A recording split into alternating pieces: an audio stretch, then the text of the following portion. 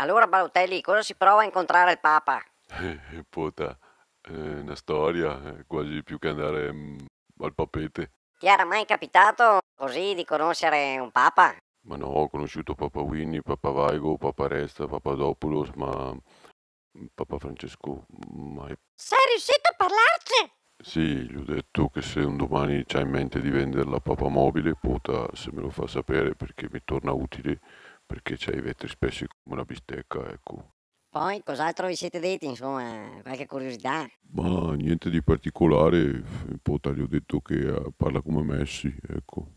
Ma non sapevo tanto cosa dirgli, allora gli ho detto se vieni a Milano mi mandi un WhatsApp e magari ci beviamo qualcosa. È che non è che non so neanche io cos'è che beve lui, non lo so, vin santo, boh, non lo so.